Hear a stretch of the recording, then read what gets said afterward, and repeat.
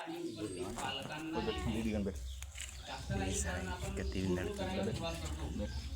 थोडंसं शांत बसा, आम्ही पण काही जास्त बोलणार नाही.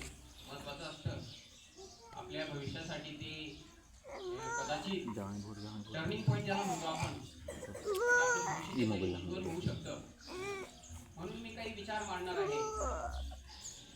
सर्वप्रथम मी विद्यार्थ्यांना पण सांगतो, विद्यार्थी असो आणि पालक या ठिकाणी उपस्थित सर्व,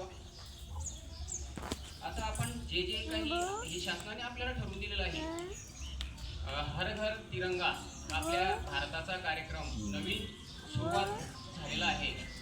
त्यासाठी म्हणजे बघा 13, 14, 15 दिवस अगोदर एकच दिवस ध्वजारोहण व्हायचं आणि तो कार्यक्रम झाल्यानंतर पुन्हा 26 जानेवारी किंवा अशा ठराविक दिवशी.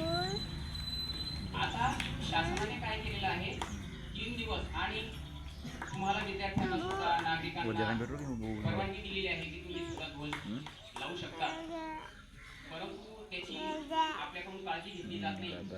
ठीक आहे, आपण तो काही लावत नाही, कारण त्याची फार काळजी घ्यावी लागते. हे कशासाठी आहे मित्रांनो, गरज का पडलेली आहे? आता आपण ऐकलं, संविधान असेल, प्रतिज्ञा असेल, जे जे काही असेल की या देशासाठी जे बलिदान दिलेलं आहे, हा देश आपल्यासाठी आपल्या हाती सुपूर्द केलेला आहे, तर तो आपल्याला सांभाळायचा आहे.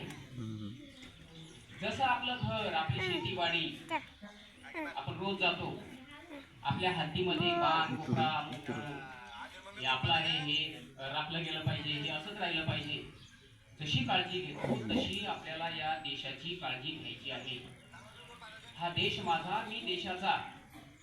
हा देश जर जिवंत राहिला, अबाधित राहिला, प्रगती झाली तर आपली प्रगती झाली असं समजा. केवळ आणि केवळ स्वतःची प्रगती म्हणजे देशाची प्रगती नाही.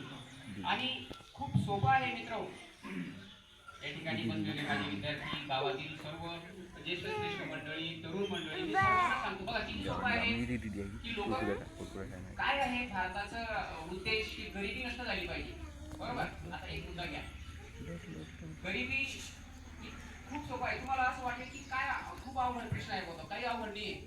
आपल्याला 2 हात दिलेले आहेत, 2 पाय दिलेले आहेत, त्याच्यामुळे आपल्या ज्या मूलभूत गरजा आहेत, अन्न, वस्त्र, निवारा, आपण फक्त आपल्या घरासाठी जरी ते व्यवस्थित कमवलं तरी ह्या देशाची 100% गरिबी नष्ट होईल. कुणाकडे आपल्याला हात